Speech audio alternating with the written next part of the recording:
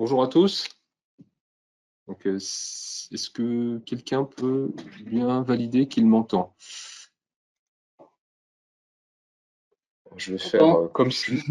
C'est bon, on m'entend? Ouais, excusez-moi, un petit raté. Donc, bienvenue à ce webinaire organisé dans le cadre des ateliers Dedicated, l'action d'accompagnement dans la région Bourgogne-Franche-Comté. Donc, nous allons avoir une présentation d'Alexis d'ici 1 minute. J'en profite pour vous parler un tout petit peu de cette action Dedicated, si j'arrive à avancer sur mon écran, ce qui n'est pas le cas. Donc en Bourgogne-Franche-Comté, nous avons cette action pour accompagner toutes les PME TPE à l'utilisation des meilleures solutions numériques. C'est un programme subventionné par l'Europe. Et à travers ce programme, nous avons la possibilité de vous accompagner dans un parcours. Si vous avez des datas disponibles, il y a un certain nombre d'acteurs de la région qui peuvent vous accompagner pour utiliser ces datas, mettre en place des solutions d'intelligence artificielle pour leur donner de la valeur dans le cadre de votre production ou de votre ingénierie de produits ou autre. Nous avons tout un parcours sur la digitalisation de production, donc la remontée des données, mettre en place des nouvelles solutions pour faire des économies d'énergie. Ce sera le cadre du programme d'aujourd'hui. Mais par exemple, la semaine prochaine, nous aurons un programme plus sophistiqué sur l'intelligence artificielle où nous vous montrerons à distance une machine fluide qui est combinée avec un jumeau numérique, donc des solutions logicielles qui permettent d'utiliser la machine avec des possibilités incroyable, comme en cas de panne d'un capteur, plutôt que d'arrêter la machine et autres, on est capable de remplacer le capteur réel par un capteur simulé qui nous permet de continuer sans arrêter ces circuits fluides avec un tas d'autres solutions. Donc là, ce sont des choses qui vous seront présentées dans les webinaires pour lesquels vous avez reçu le lien d'inscription et il vous sera renvoyé. Et nous organisons aussi un salon le 9 avril à Besançon, sur lequel nous amènerons un certain nombre de solutions, comme la possibilité de faire du contrôle assisté par intelligence artificielle, l'utilisation de différentes technos, démonstrateurs, et des conférences sur l'intelligence artificielle pour les PME, les basiques et les choses plus évoluées. Voilà. Donc, je vais laisser la parole à mon collègue Alexis Dequitte, qui accompagne les industriels depuis des années dans leurs entreprises, l'énergie étant un grand enjeu qui s'est accéléré. Lui, de manière très pratique, il va vous expliquer sur quelles données on peut s'appuyer, comment agir pour réduire sa facture énergétique et mettre en place les choses qui peuvent être, là je le dis tout de suite, qui peuvent faire partie des programmes d'accompagnement Dedicated. Je te passe la main. Est-ce que tu me dises comment on fait? Ah, je te prends la suite là direct. Alors, je pense que là, tu peux travailler avec ça. Et pour la partie écran, comment je fais? Non, mais je peux sur ton PC. Donc, sauf que j'ai des difficultés à changer, afficher. Tu peux parler un petit peu, mais je sais que c'est évident. Bonjour à tous. Non, mais tu peux lancer. Vas-y, je utilise ton PC. Sauf que je ne sais pas comment changer Je voudrais passer à la présentation. Mais je pense que les gens ne voient pas son écran. Ah si, on le voit? Non, pas du tout. Emmanuel, est-ce que tu peux m'expliquer comment changer? Non, je l'ai fait. J'ai passé à réseau. J'ai passé la main à réseau. En mode projection. Peut-être ça qu'on entend. J'enlève quoi? Du coup, j'ai passé la main à réseau et puis il y a juste à cliquer après sur montrer mon écran. Montre mon écran. Ah, c'est juste que je n'ai pas cette fonction. Non. Je n'ai pas la fonction montre mon écran. C'est quand même très embêtant. Pourquoi je ne l'ai pas? Audio. Ah, montrer mon écran, ça y est, merci. Donc, montrer mon écran. Ici, je passe en mode projection. Voilà. Est-ce que vous voyez les données pour l'optimisation énergétique? Oui. Oui. Ah ben, merci. Bonjour à tous. Alexis Dequitte ici. Je suis consultant en efficacité énergétique au CETIM. Je suis basé à Saint-Étienne et je vais vous parler de comment utiliser les données disponibles sur votre site pour optimiser votre efficacité énergétique et puis comment aller plus loin dans ce domaine-là en collectant des nouvelles données ou en instrumentant vos sites. L'ordre du jour, on va commencer par la matrice de maturité énergétique. C'est un peu le diagramme avec lequel, quand j'arrive dans une entreprise, je regarde où en est l'entreprise pour pouvoir définir les étapes suivantes. Et c'est très lié aux données disponibles dans l'entreprise. On va commencer après par des choses par des choses bien faciles. C'est comment récupérer les données de ces compteurs gaz publics et compteurs d'électricité. Donc, c'est récupérer gratuitement ces données disponibles et comment les utiliser et comment les valoriser. On regardera aussi des données souvent disponibles des entreprises, c'est les rejets en cheminée, s'il y en a qui sont analysés. Et puis après, on pousse un peu plus loin. Quand on veut aller plus loin sur l'analyse de ces données énergétiques, c'est sur instrumenter son atelier. Et puis, on conclura sur une vision un peu plus large de comment traiter la donnée dans une entreprise de fabrication. La matrice de maturité énergétique et puis les données de manière générale dans l'entreprise, c'est bien acquis, enfin, on va dire pour tout le monde, que on surveille sa production par des volumes horaires, par des tonnages journaliers, par des tonnages mensuels. On surveille ses ressources humaines par des heures pointées, par des congés pointés, et ainsi de suite. Et si on veut surveiller, piloter et optimiser son énergie, il va falloir aussi des données sur l'énergie, quoi. Donc, forcément, il va falloir récupérer ces données, les hiérarchiser et les traiter, quoi. La donnée, la vision un peu macroscopique que nous avons au CETIM sur l'énergie, on va dire qu'il y a 5 piliers, le management et stratégie d'entreprise, les ressources humaines, les données énergétiques, données de production, et puis après la granulométrie qu'on veut donner à tout ça. Et donc l'objectif, ça va être d'avancer de manière homogène sur les 5 piliers en partant du bas et puis en essayant d'aller vers le haut de la colonne. Au début, forcément, on n'a pas beaucoup de données, on a peu de personnes formées, et puis c'est que du relèvement manuel ou vraiment Excel basique sur les factures et puis sur les données de production. Et puis petit à petit, on va avoir des personnes plus formées, on va être connecté à des sites internet pour récupérer ces données énergétiques, on va avoir le RP qui va nous donner des données de production plus précises. Là, on va pouvoir commencer à faire des projets de valorisation d'énergie ou d'optimisation, quoi. Et puis, ainsi de suite, on va avoir des gens formés, référents énergie, on va vouloir aller vers de l'ISO 50001, des bilans carbone. Et puis, ça va souvent aller de pair avec des données énergie plus précises, des compteurs sur les équipements principaux de l'installation, et puis des données collectées dans les ateliers de manière un peu plus précise pour réussir à lier les données de production ou les données d'activité avec les données énergétiques. Donc, c'est cette matrice de manière un peu mentale que les consultants du CETIM utilisent quand ils arrivent dans vos entreprises pour, ils vous questionnent et puis ils vont vous situer, savoir un peu à quel niveau vous êtes et du coup, voir s'il y a des manques dans certaines colonnes ou voir dans quelle colonne on peut aller, sur quel thème sur quels axes on peut aller plus loin. Le premier axe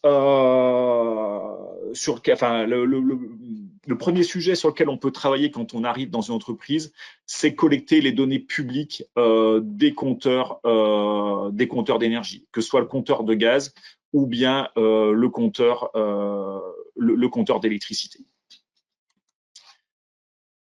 Quel que soit en France, et puis en Alsace aussi, ça s'appelle pas GRDF, ça s'appelle GDS, mais c'est le même principe, c'est le gaz est distribué publiquement. Et il y a un texte de loi qui dit que les données de comptage de gaz doivent être mis à disposition du public. Enfin, c'est sécuriser les accès, ainsi de suite, hein. Mais c'est-à-dire que chaque personne qui a un compteur d'électricité ou de gaz a droit à un accès à distance à ces relevés, quoi. Donc, j'incite, et voilà, c'est ce qu'on fait quand on va dans les entreprises, à se connecter sur le site de GRDF. GRDF, c'est le service public. Il est valable quel que soit votre fournisseur de gaz, que ce soit Engie, Total Energy, Eni ou n'importe qui d'autre. Vous avez accès à votre compteur GRDF. Et vous allez avoir accès avec un historique de 3 ans téléchargeable sous Bell et sous Excel. Donc, je vais vous montrer un peu, je vais passer rapidement, hein, je pense que les diapros sont disponibles après sur la plateforme. Donc, voilà, si vous voulez voir le tuto plus pas à pas, vous pouvez y aller, c'est assez facile, hein, il suffit de se connecter avec sa facture et puis son adresse mail, hein, pour avoir accès à, on a une connexion par compteur qui est possible. Et puis après, je vais vous montrer un peu comment je lis les données et comment ça peut vous donner envie de les lire à votre tour pour optimiser vos ateliers. Donc voilà, vous allez sur le site de GRDF, vous dites je veux créer un espace client, il vous envoie un mail et puis vous pouvez connecter à définir un mot de passe. Après, vous allez dans la rubrique accéder à mes sites. Ici, au début, vous n'allez pas avoir de site qui est créé. Et donc là, c'est là que vous allez devoir utiliser. Vous voyez, moi, j'ai mis les sites du CETIM, voilà, pour vous montrer l'exemple. Vous allez devoir rentrer votre numéro de compteur qui commence normalement par GI. Et là, ça, c'est la donnée qui est disponible sur votre facture et qu'il faut aller chercher sur votre facture. Donc, vous allez pouvoir déclarer vos compteurs pour aller lire vos compteurs. Et vous allez avoir accès à votre historique de consommation avec un comparatif de l'année précédente. Et souvent, le gaz est utilisé pour des sujets de chauffage, très souvent pour du chauffage de bâtiment. Et donc, il y a aussi des données sur la température sur votre lieu vous avez déclaré votre code postal. Il va vous donner une indication de la température de l'année précédente pour pouvoir vous situer, savoir si la consommation est corrélée ou pas, ou une baisse ou augmentation de consommation est corrélée à une baisse ou une augmentation de la température. Donc voilà, ça c'est des exemples. Vous avez accès à l'historique. Vous pouvez dire je veux par mois, c'est ce que vous avez déjà sur vos factures. Vous pouvez dire je veux par jour et là vous allez avoir une donnée par jour.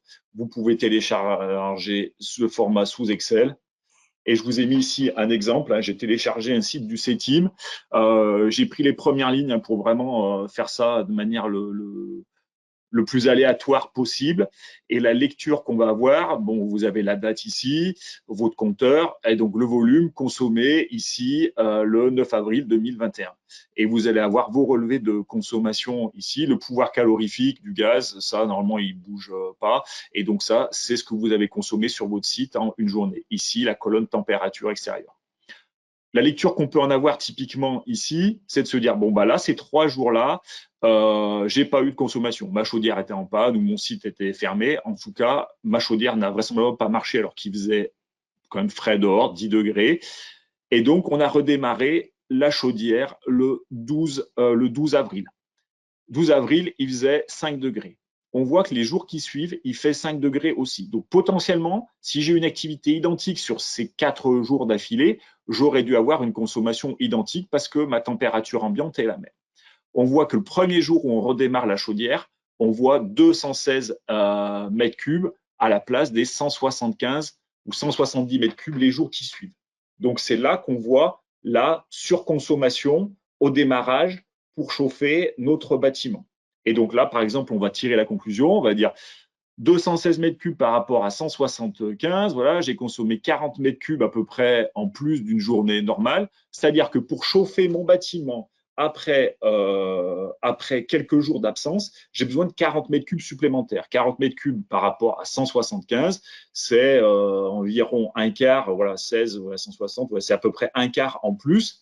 Donc, un quart de consommation supplémentaire. Sur une journée, ça fait 6 heures. C'est-à-dire qu'à partir du moment où j'arrête 6 heures mon activité, ça va valoir le coup d'arrêter ma chaudière parce que je ne vais pas consommer. C'est le surplus que je vais consommer en plus au redémarrage après quelque chose de après un moment donné où mon atelier ou mon bâtiment était froid. Voilà le genre de raisonnement qu'on va tenir en lisant ces données gratuites disponibles sur le site de GRDF pour quiconque a une livraison de gaz. Voilà un peu un exemple de lecture qu'on pourra faire. Je vais faire la même chose pour l'électricité. Là, le distributeur du réseau de service public, c'est Enedis. Et là, vous avez deux choix. Vous avez déjà, le premier choix, c'est de contacter votre fournisseur d'électricité. Donc là, c'est EDF, c'est Engie, c'est Total Energy, et lui demander votre courbe de charge de l'année dernière. C'est-à-dire, on appelle ça généralement les points 10 minutes. Et grâce à ça, normalement, vous allez peut-être devoir relancer, vous allez sur l'adresse mail qui est sur votre facture d'électricité et vous demandez à bénéficier gratuitement de cet historique sous Excel. Je vais vous donner un exemple et après, je vous montrerai comment on se connecte sur le site Enedis, mais c'est plus compliqué que GRDF, donc j'ai plus insisté ici sur faire la demande par mail et pouvoir obtenir les données sous Excel. Voilà. Donc, ils vont vous envoyer un tableau avec toutes les dates de l'année dernière et toutes les 5 minutes, même maintenant les nouveaux compteurs balancent les points toutes les 5 minutes. Toutes les 5 minutes, vous avez votre puissance moyenne consommée par votre site toutes les 5 minutes. Vous pouvez le tracer, après voilà, juste avec les fonctions Excel, ou c'est ce que nous on fait consultants quand on va dans vos entreprises, on vous incite à récupérer les données et puis après on vous aide à les tracer et à les lire et à les commenter avec vous. Vous voyez bien toute l'année ici qui est là, donc tous les jours de la semaine, 5 jours par semaine, on arrive au mois de mai, on commence à voir les ponts du mois de mai ici, Pâques et ainsi de suite, où ça a moins consommé.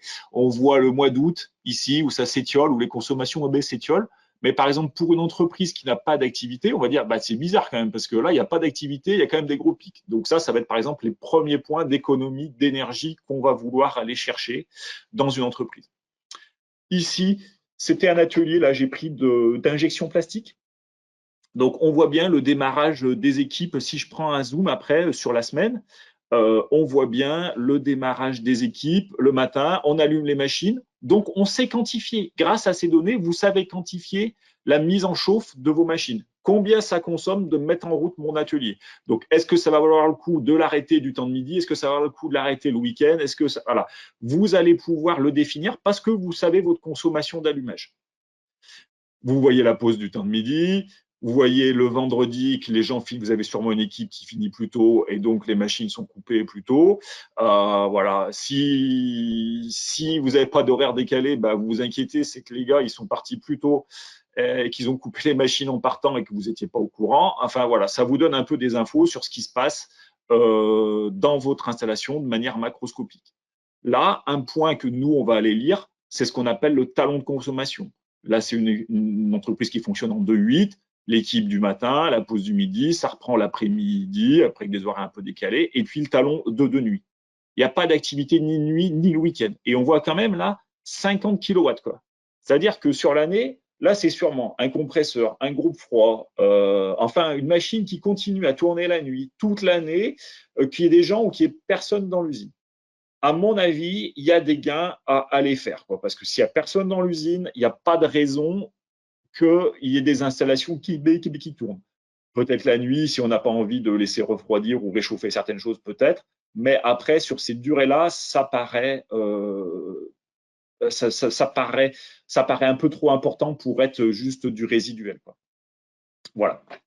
Il y a beaucoup d'entreprises. Ici, on voit quand même que l'entreprise c'est une entreprise familiale, le patron est sur site, il y a quand même une politique, couper la lumière, couper vos machines en partant, et on voit que le talon est assez bas. Si vous le faites dans vos entreprises, il y a beaucoup d'entreprises qu'on voit où le talon, il est beaucoup plus important que ce qu'on voit ici. Et donc forcément, le premier objectif, ça va être de travailler sur le talon, c'est-à-dire baisser vos consommations quand vous n'avez pas d'activité.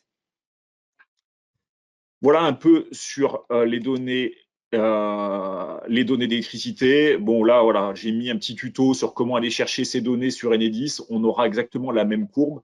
L'avantage d'aller les chercher sur Enedis, plutôt que de demander à son fournisseur le point 10 minutes, c'est qu'on va avoir du temps réel, pseudo-réel. C'est-à-dire que vous aurez vos consommations de l'avant-veille ou quelque chose comme ça, alors que la demande au fournisseur, c'est 1 fois par an seulement qu'on peut avoir les données. Voilà, donc vous vous connectez, il y a tout, les données sont disponibles. On voit ici que sur le site d'Enedis, on va avoir quelque chose, un onglet qui s'appelle « Connecter vos applications aux API d'Enedis ». C'est-à-dire que si après, dans le futur, on y viendra, vous avez un logiciel pour superviser ou monitorer votre consommation énergétique, il pourra interroger directement les bases d'Enedis sans que vous ayez à rajouter un compteur supplémentaire.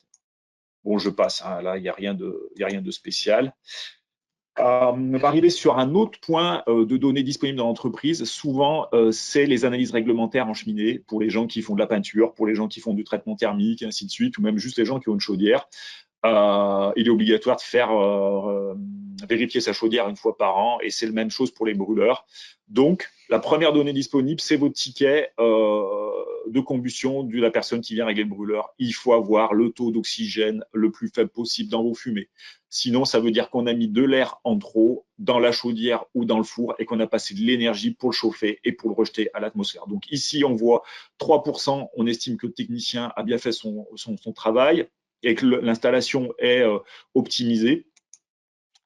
Là, j'ai anonymisé un relevé fait dans une entreprise, le rapport APAV annuel obligatoire qu'on doit remettre à la DREAL ou à la préfecture.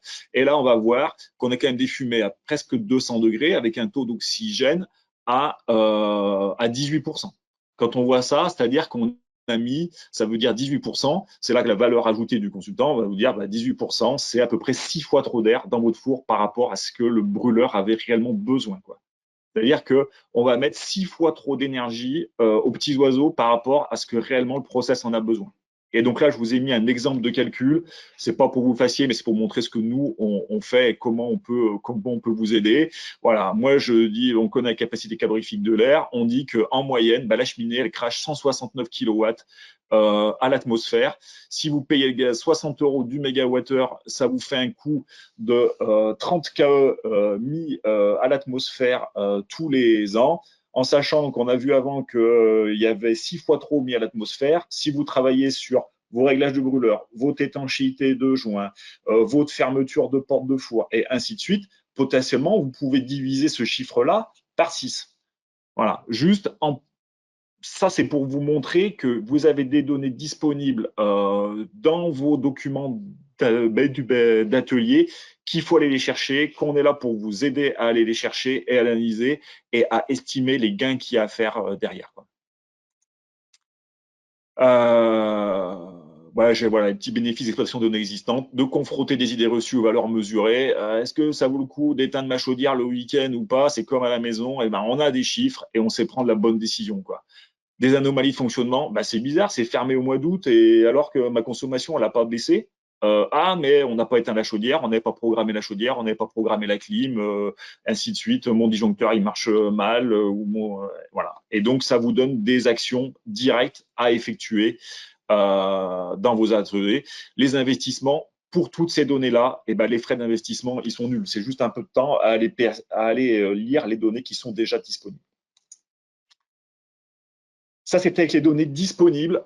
Je passe maintenant à une rubrique avec les données qui ne sont pas disponibles. Et quand on a exploité ces données disponibles, après, on va aller plus loin, plus fin, machine par machine, morceau d'atelier par morceau d'atelier, ou heure par heure, ou minute par minute, ou pièce par pièce.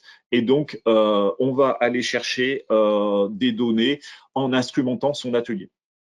Et donc, instrumenter l'atelier, ça permet de faire de la compta analytique sur du coût énergie par pièce, par exemple, de surveiller les performances des machines annoncées par les fournisseurs. Vous avez un fournisseur de four de traitement thermique qui vous dit « Ah, il est bien mon nouveau four, il consomme moins que l'ancien. » OK, combien? On chiffre, on voit si le surcoût de cette technologie mieux isolée, mieux pilotée va être amortissable sur du temps. Ou si vous êtes fabricant de machines, équipez vos propres machines avec des instruments de mesure. Vous lancez des enregistrements chez les clients, c'est enregistré, vous demandez l'accès aux données et vous vous avez de la donnée supplémentaire qui va vous permettre à vous d'optimiser les machines que vous allez vendre et à avoir de la plus-value en disant, moi, je sais, j'ai mesuré, ma machine, elle est meilleure, je sais comment l'optimiser dans le temps parce que je mesure, quoi. Et ça va donner confiance à vos clients, quoi. Ça peut aussi vous aider à choisir un contrat de fourniture d'énergie adapté à votre besoin, quoi. Il y a deux moyens un peu d'instrumenter, soit l'instrumentation ponctuelle, soit l'instrumentation définitive. Instrumentation ponctuelle, c'est on va faire une mission spot pour mesurer sur une certaine machine ou sur une certaine zone d'atelier. C'est soit vous achetez des petits instruments en interne, soit vous les louez, soit vous faites appel à des prestataires externes, des bureaux d'études, ou le CETIM aussi on fait ça, on est équipé en instrumentation, on peut faire des missions de quelques jours, quelques semaines pour instrumenter certains spots de vos ateliers. Typiquement, voilà, un four de traitement thermique. On vient mettre des pinces ampères-métriques connectées à une petite carte mémoire. Au bout d'une semaine ou une journée, on vient relever et ça permet de voir comment le four va fonctionner, quoi. Ici, on a ce même genre de choses. Four de traitement thermique toujours, un aérotherme sur l'huile de trempe. On a de la capacité de mesure de calories non intrusive, un débitmètre ultrason qu'on vient juste clipser sur la tuyauterie, deux sondes de température là qui sont là, et donc on va savoir l'énergie perdue par l'aérotherme et se dire est-ce que ça vaut le coup de la récupérer sur une machine à laver, sur une chaudière, pour le chauffage des bureaux, pour le chauffage du voisin, enfin toutes ces questions-là. L'analyse en cheminée, pareil, trouver le taux d'oxygène. Ici, on voit voilà, trois fois trop d'air dans le four. Donc, ça vaut le coup d'aller réparer ses joints de four, de mieux fermer sa porte, de refaire son réfractaire, d'avoir une sonde d'oxygène en permanence qui va marcher dans l'installation. Sur l'air comprimé, avoir des débitmètres à insérer dans sa tuyauterie d'arrivée sur la machine. Ici, c'est un gros centre d'usinage. Voilà, on voit qu'il consomme 50 mètres cubeurs. J'ai fait le petit calcul derrière de ce que ça représentait 50 mètres cubeurs. Voilà, on connaît le ratio moyen de consommation d'un compresseur.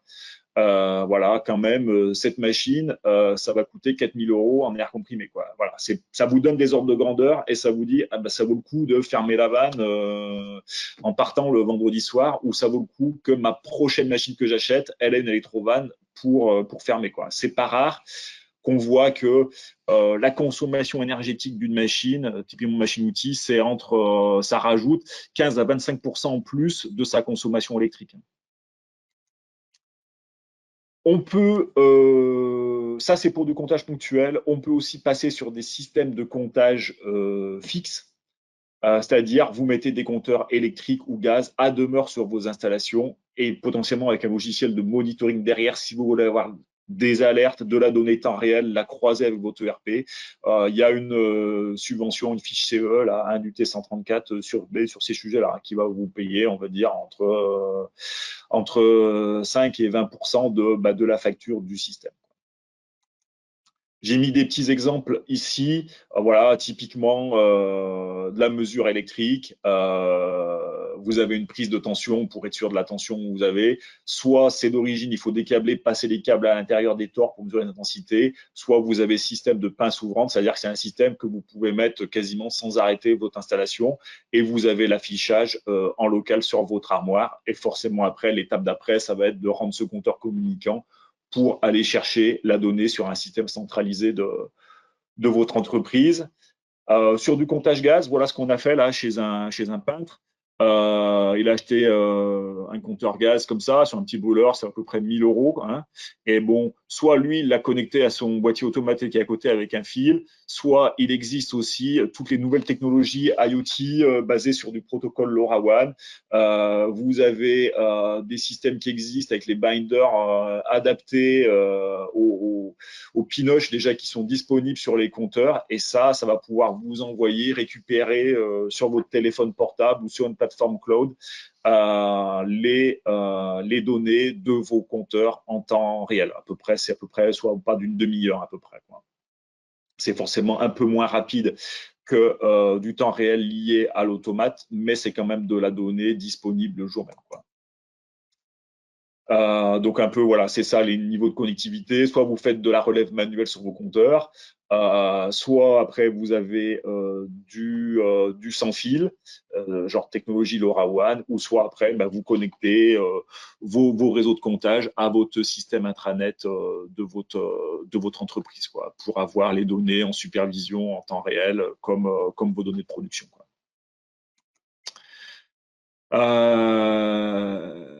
Quand on commence à avoir beaucoup de compteurs dans l'entreprise, si vous avez un grand atelier avec pas mal d'équipements énergivores, deux compteurs sur le four, allez, un sur le groupe froid, un sur le compresseur, un sur le général électrique, quelques-uns sur vos presses ou ainsi de suite. Après, forcément, on va inciter l'entreprise à passer vers des systèmes de monitoring énergétique, quoi. Et donc là, vous allez disposer de tables d'échange aussi, lier ce système avec vos ERP ou vos MES pour faire des indicateurs fonction de votre activité, fonction du nombre de pièces, du tonnage de pièces, du nombre des heures d'ouverture de votre atelier. Enfin, vous allez choisir les indicateurs qui vous plaisent. Nous, en tant que consultants, au CETIB, on est là pour vous aider à choisir ce système, à définir le nombre de compteurs que vous voulez mettre, où est-ce qu'il faut les mettre, à définir les indicateurs qui vont être pertinents pour suivre votre activité. Voilà, typiquement le genre de tableau de bord que vous allez avoir avec un système de monitoring énergétique. Voilà, on arrive à faire des courbes, à faire de l'historisation, à faire de la comptabilité analytique avec ça, que vous ne faisiez pas juste avec votre compteur Siemens ou Socomec, juste sur votre façade d'armoire électrique, quoi. J'arrive à la dernière partie de mon exposé sur la stratégie d'exploitation des données énergétiques. Ça, c'est un peu une vision long terme mais macroscopique que je pense qu'il faut avoir en arrière-plan pour développer vos stratégies de traitement de données liées à l'énergie dans votre entreprise. Voilà, j'ai défilé assez vite sur les diapos pour laisser de temps aux questions-réponses à la fin, quoi. Alors, il y a trois niveaux d'analyse. Enfin, moi, je classe un peu en 3 niveaux d'analyse que vous pouvez faire sur vos données, quoi. Chaque niveau de traitement alimente un objectif spécifique. Et ces 3 niveaux sont opérables en parallèle, hein. Donc, le niveau 1, ça va être une exploitation purement opérationnelle de vos données énergie. Ça va typiquement être une GTB, hein. C'est quelque chose qui va piloter vos températures dans les pièces, avoir vos relevés de consommation en temps réel, potentiellement piloter votre TGBT ou votre transformateur, vos livraisons d'énergie selon la taille de votre site. C'est un système où vous allez avoir la schématisation et la visualisation de votre atelier en temps réel, une fréquence entre 1 et 10 minutes. Enfin, ça ne sert à rien forcément d'aller bien plus bas selon les cadences que vous avez dans vos ateliers. Généralement, il faut quand même plusieurs minutes pour fabriquer une pièce ou une autre pièce. Donc, un temps d'acquisition de quelques minutes est largement suffisant. Ça va vous générer des alarmes. Tiens, pic de surconsommation de telle machine, pic de surconsommation de telle machine, ou là j'ai mon transfo qui s'est arrêté, ou là j'ai des températures qui sont baissées à tel et tel endroit.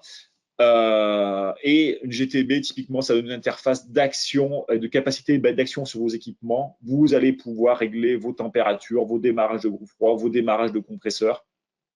Et donc, le public de ce genre de système, ça va être les services généraux, les techniciens de maintenance, les responsables de production, les gens qui agissent au quotidien sur vos bâtiments, sur vos utilités, sur vos ateliers.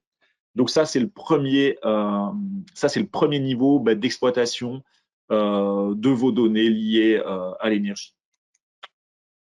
Le deuxième niveau, ça va être un système de monitoring énergétique, c'est-à-dire une supervision que vous avez qui va aller lire tous les compteurs disponibles sur votre site, qui va aller récupérer les données météo dans les bases de Météo France, qui va aller récupérer les données sur les API dont on a parlé tout à l'heure, Enedis et GRDF, pour collecter, centraliser toutes vos données liées à l'énergie.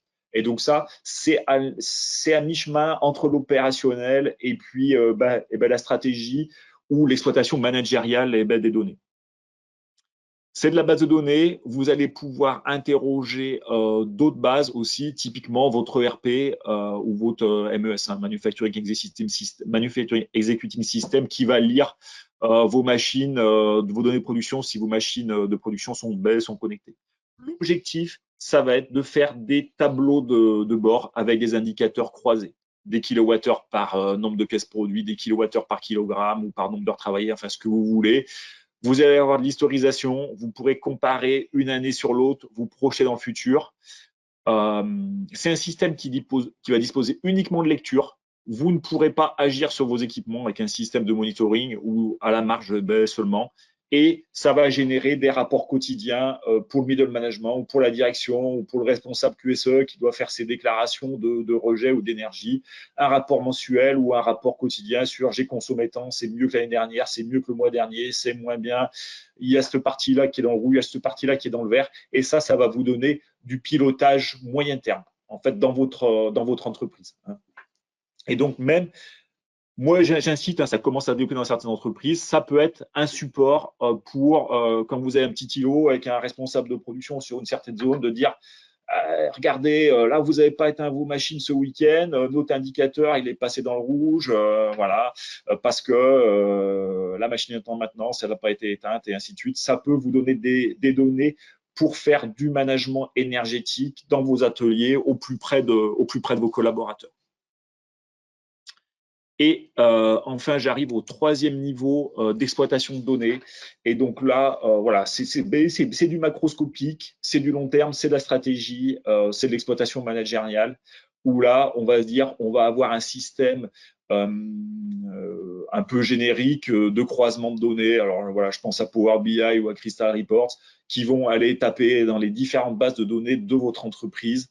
Alors, la comptabilité, votre ERP, votre MES, et qui va aller taper dans votre système de monitoring énergétique ou directement sur vos compteurs. Voilà, s'ils ont des serveurs embarqués. Vous allez taper la donnée là-dedans et vous allez la croiser avec ce que vous voulez. Et donc là, c'est pour se faire du donné. Est-ce que ça vaut le coup d'investir dans telle branche d'atelier? Est-ce que ça vaut le coup d'investir dans telle machine? Est-ce que d'avoir fait travailler mes équipes de nuit, de week-end, d'avoir arrêté mes fours 3 semaines, ainsi de suite, ça va vous donner du croisement de données. Vous allez pouvoir croiser des kilowattheures avec des euros, différentes unités, et ça va vous donner des infos pour prendre des décisions sur du spot. Enfin, c'est comme ça que je l'imagine. Après, bien entendu, ça, c'est pas formalisé. C'est ma vision des choses et la vision que je partage avec mes collègues, voilà, pour vous donner un peu une vision un peu long terme sur comment organiser la data et les systèmes d'information dans mon entreprise pour traiter la donnée, quoi. Pas forcément d'historisation sur système parce que, à mon avis, on consulte ça pour spot à la fin d'année quand on fait les comptes et quand on a un projet bien défini qu'on veut mettre en œuvre. Voilà un peu différents niveaux d'exploitation de données. J'ai mis un petit mot de la fin là sur la réappropriation de l'énergie par l'entreprise. Voilà, j'ai dit au début, voilà, commencez par regardez vos compteurs, allez chercher les données qui sont déjà disponibles, et puis les données qui sont déjà disponibles. Et puis, on a vu souvent, il y a les utilités qui consomment souvent beaucoup d'énergie dans les entreprises, et il y a parfois des utilités qui ont été déléguées à des entreprises extérieures, et on a perdu un peu la maîtrise de ces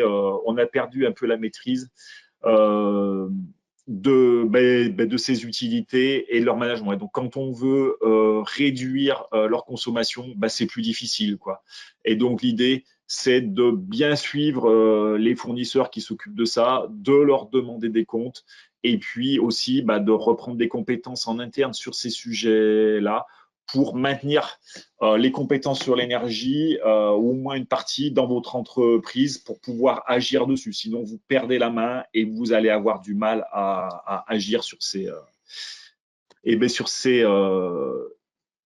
Enfin, sur cet axe de votre atelier, sur l'axe énergétique. Dépenses énergétiques. Ouais. Sur les dépenses énergétiques. Voilà un peu, je pense que j'arrive au bout. 11h40 et quelques. Merci Alexis. Ouais, on voit qu'il y a beaucoup de passion dans ce métier. Et puis l'énergie, c'est un grand enjeu qui dure. Et puis on voit que même si vous n'avez pas fait grand-chose aujourd'hui, on peut aller étape par étape, commencer par faire des mesures, relever les datas existantes, mettre en place des moyens de mesure, mettre en place du pilotage.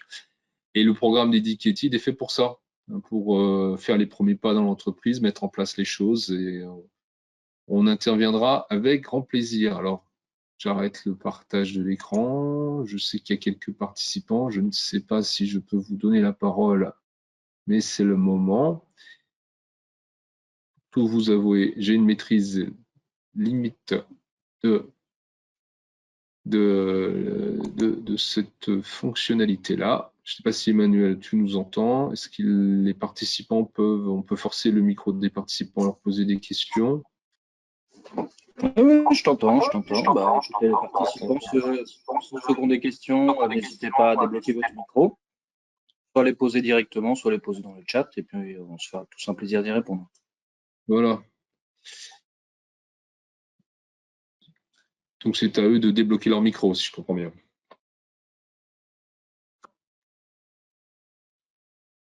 Oui, pour prendre la parole, n'hésitez pas sur certains Est-ce que points. moi, je vais poser une première question. Est-ce que tu peux nous expliquer un petit peu, Alexis, comment se passe une entreprise aujourd'hui qui a une maturité, voilà, qui a grossi, qui aujourd'hui s'est peu penché sur le sujet énergétique? Quelles sont les premières étapes? Comment tu embarques les équipes? Et combien de jours dans l'entreprise tu arrives à faire les premières mises en place et à partir de quand ils peuvent considérer qu'ils ont au moins une vue de leurs dépenses énergétiques et qu'ils peuvent agir? Non, mais les entreprises ont quand même généralement de la donnée sur l'énergie, ce qu'on a vu tout à l'heure, les accès aux factures, les accès aux données publiques. Et juste avec ça, on a les premières actions sur qu'est-ce qui se passe pendant les week-ends, sur qu'est-ce qui se passe pendant les congés, sur qu'est-ce qui se passe pendant les nuits. Donc ça, c'est assez rapide, hein. C'est-à-dire que, voilà, grosso modo, il faut quand même prendre connaissance de l'entreprise, mais une demi-journée de discussion et de collecte de documents, peut-être laisser un peu de temps à l'entreprise ou en amont de collecter ses factures ou ses données. Et là, on va pouvoir avoir une première vision un peu de ce qui se passe dans l'entreprise et donner les 2-3 axes de travail principaux si l'entreprise n'en a pas déjà lancé. Donc, on va dire que ça, c'est quelques jours d'accompagnement, et c'est de l'accompagnement, on va dire, plus feuille de route, enfin dégrossissage. Et après, forcément, on va passer, si on veut aller plus loin, sur de la mesure. Donc, soit on aide l'entreprise à s'équiper en moyens de mesure parce qu'elle a quand même un four de forge, un four de fonderie, un four de peinture quand même qui est très énergivore. On va l'inciter à dépenser un peu pour avoir de la data plus précise. Et après, on va l'aider parce que nous, on a un réseau de fournisseurs, on s'est tenu up-to-date sur les technologies de récupération de chaleur ou de valorisation ou de comment baisser sa facture énergétique.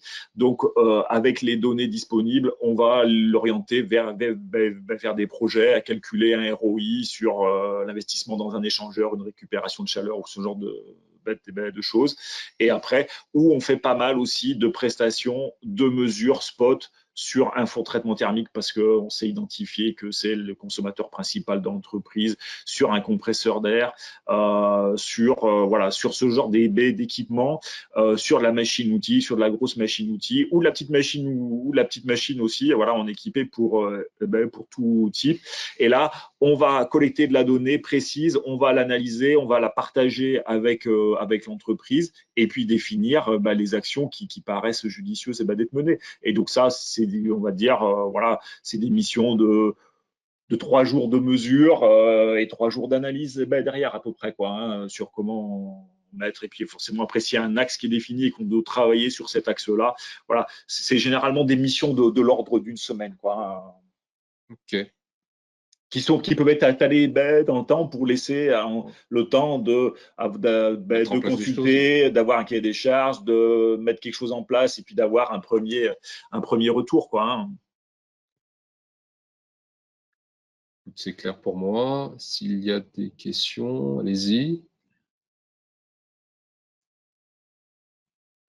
Je sais pas si les gens sont identifiés à ce que j'ai dit ou pas du tout.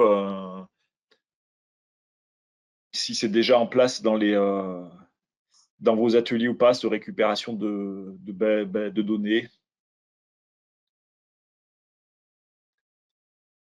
Bon. En tout cas, cette présentation reste disponible sur la plateforme GoToWebinar qui va rester en place pendant les prochains mois dans tout le projet Dedicated. Donc, je te remercie, Alexis, pour ta présentation. Et puis, pour ceux qui sont intéressés, donc il y en a une autre vendredi prochain sur le jumeau numérique en pratique, et puis ce fameux salon du 9 avril à Besançon, qui sera l'occasion déjà de croiser du monde et d'avoir à la fois un programme de conférence sur l'intelligence artificielle, et puis des démonstrateurs pratiques d'outils de production assistés par intelligence artificielle. Voilà, je vous remercie. Merci Alexis. Merci, au revoir à tous.